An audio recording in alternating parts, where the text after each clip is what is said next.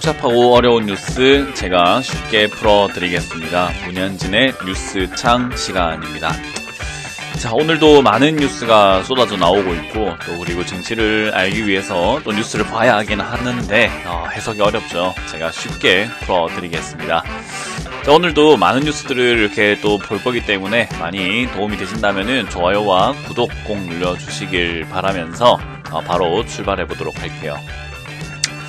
자, 일단 연준에서 이런 이야기를 하고 있습니다. 대출 한계가 있다. 그렇기 때문에 돈을 자꾸만 대출을 해주거나 돈을 이렇게 뽑아내기에는 힘들다라는 그런 이야기를 하고 있죠.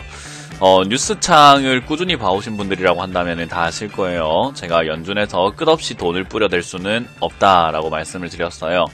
그래서 유동성이라든지 양적 완화 정책이 끝도 없이 계속 나올 수 있는 부분은 아니기 때문에 그 점을 우리가 인지를 해야 된다라고 말씀드렸는데, 이제 더 이상 돈의 힘으로 경제를 살릴 수 있다라고 하는 그런 내용들은 사라지고 있다라고 보시면 되겠습니다. 경제라고 하는 것은 돈의 힘으로만 살릴 수 있는 것은 아니죠. 우리가 생각을 한번 해본다면 아무리 돈이 많이 시중에 풀려 나온다고 하더라도 그렇다고 해서 뭐 사업을 시작한다든지 갑자기 사람들이 소비를 늘린다든지 생산을 많이 한다든지 그런 쪽으로 경제 활동에 직접적인 영향을 주지는 않거든요. 그래서 그런 부분들을 생각을 한번 해볼 때 역시나 연준에서 돈의 힘으로 경제를 살리는 것은 한계가 있다라는 그런 이야기 나오고 있고요.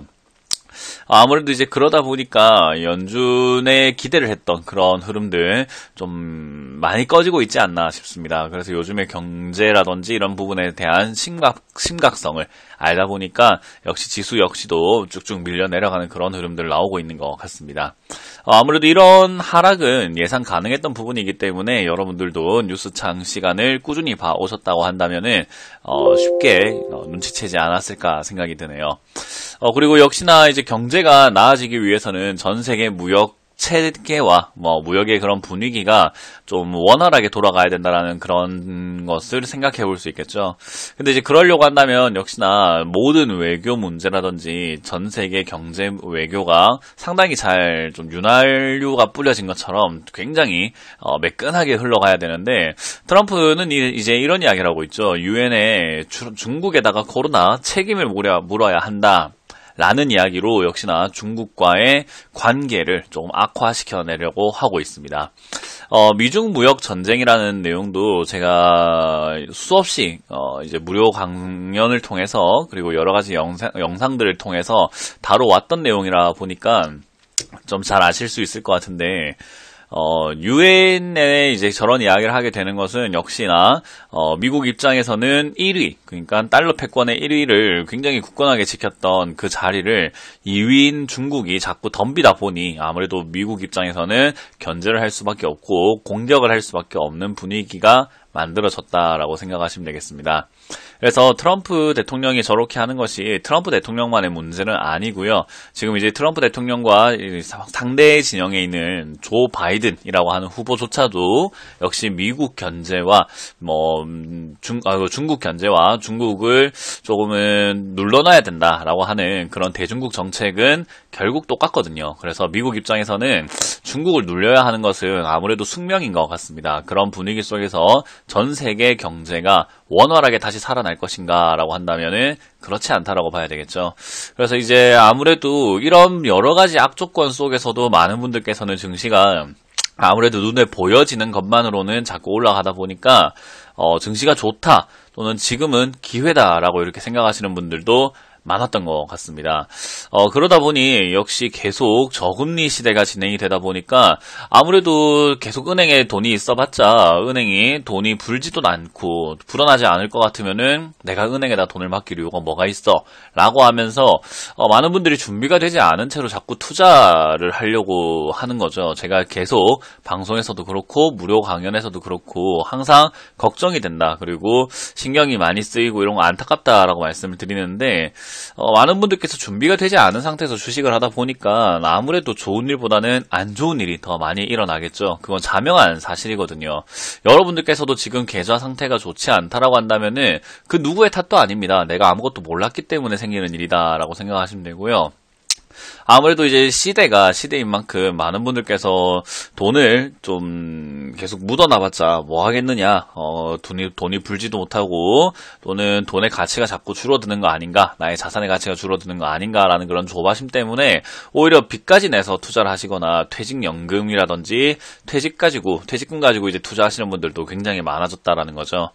뭐 젊은 사람들도 이제 20대나 30대에 미래가 없다라고, 비전이 없다라고 생각하시면서 투자하시는 분들도 많지만, 오히려 이렇게 저는 그런 젊은 사람들의 실패보다 역시나 이렇게 연세가 있으신 분들의 실패가 좀 더 타격이 크지 않을까 생각을 해봅니다. 근데 아무래도 뭐 제가 이걸 다 막을 수는 없기 때문에 여러분들께서도 너무 무리하게 투자를 하고 있다고 한다면은 하지 않는 것이, 조금 그 무리한 부분들은 빨리 덜어내는 것이 좋은 방법이라는 것을 기억하시면 좋겠고요. 이제 그러다 보니까 아무것도 모르다 보니 이제는 투기 등급이라고 하죠. 투기 등급에 있는 BW 시장에까지 돈이 몰리고 있습니다. 아무래도 이제 돈 된다 싶으면 자꾸 몰려 들어가는 거죠. 그러다 보니까 사채, 회사에 돈을 빌려주는 건데 안전하다라는 그런 생각을 하게 되는데, 돈을 빌려주는 거니까 나중에 회사가 망하더라도 갚아야 되지 않을까?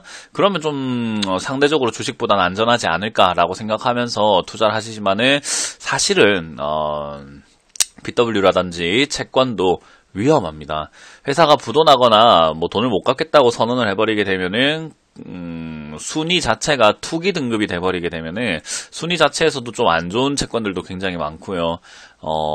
좀 돌려받을 수 없는 돈, 또는 뭐 신뢰가 좀 부족한 좀 그런 기업들도 많거든요.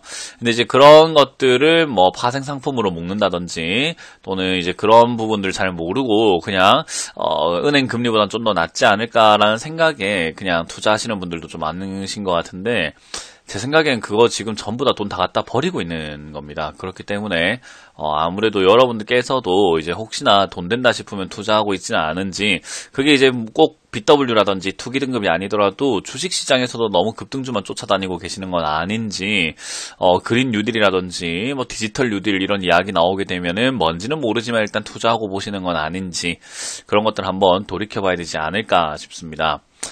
그러다 보니까 이제 이런 일들도 많이 발생이 되게 되는데, 급등주가 무작정 좋은 건 아니에요. 주가가 급등하게 되면은 여러분들은 이제 수익이 난다라고 생각을 하시게 되는데, 주가가 급등을 했을 때 수익을 낼 수 있는 사람들은 싸게 산 사람들의 전유물이라고 생각하시면 되고요. 그 위에서 이제 급등한 상태에서 수익을 낼 수 있는 사람들의 특징은 결국 단기적인 시세 차익을 잘 노리는 사람들인 거죠. 그만큼 꾼들이 수익을 낼 수 있는 자리로 보셔야 되는데, 신풍제약 같은 경우는 아무래도 개인 투자자들이 아무것도 모르고 투자한 경우들이 상당히 많습니다.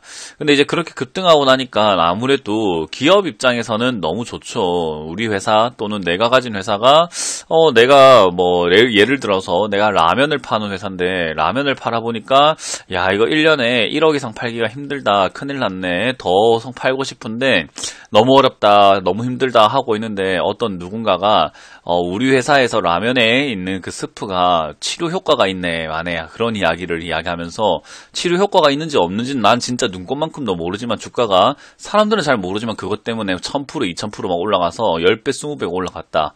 제가 그 회사 사장이라고 한다면 라면 안 만듭니다. 그냥 주식 다 팔고 회사 접을 것 같아요.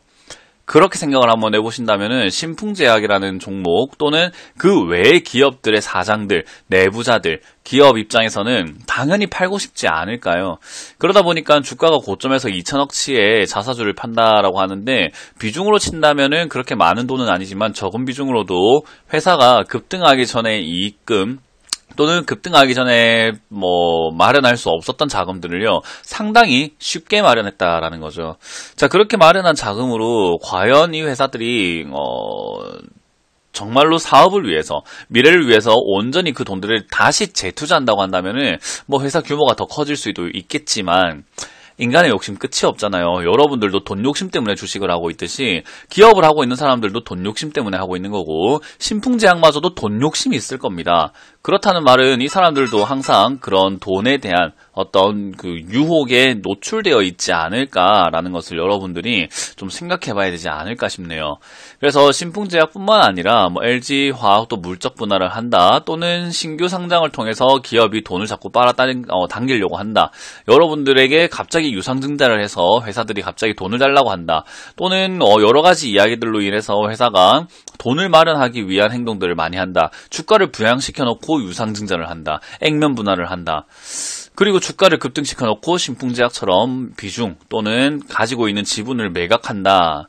저는 그게 사실상 윤리적으로 나쁘다라고 생각할 수 있을지 모르겠지만 그건 없는 사람이기 때문에 할 수 있는 이야기인 거고요. 있는 자들은 절대 그렇게 생각하지 않습니다. 여러분들이 항상 없는 자로서 남으려고 한다면 나쁘게 보이겠지만 이 세상은 원래 그런 거잖아요. 그냥 올라오면 파는 게 맞는 겁니다.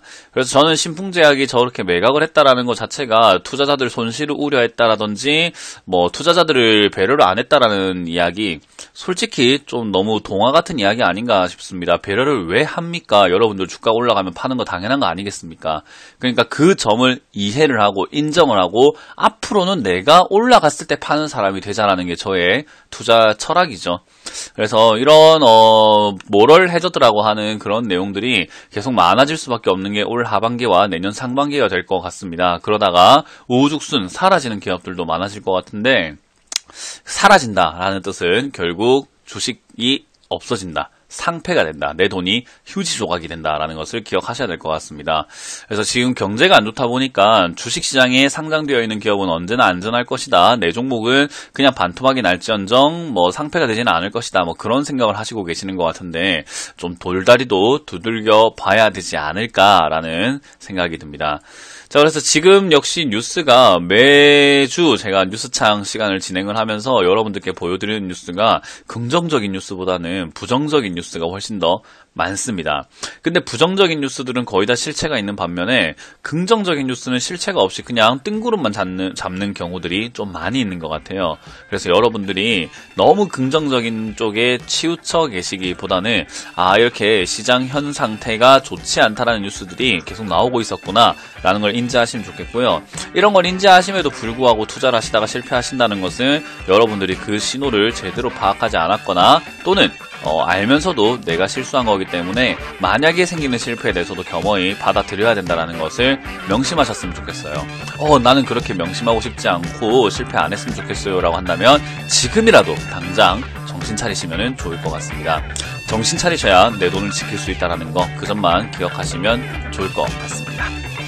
자, 이렇게 오늘 뉴스창 시간 맞춰보도록 하겠습니다. 다들 안 좋은 시장이라는 것만 이해하시고 기억하시고 거기에 대해서 대책을 항상 잘 짜주시길 바라면서 마무리 짓겠습니다. 지금까지 뉴스창 시간의 문현진 멘토였습니다. 고맙습니다.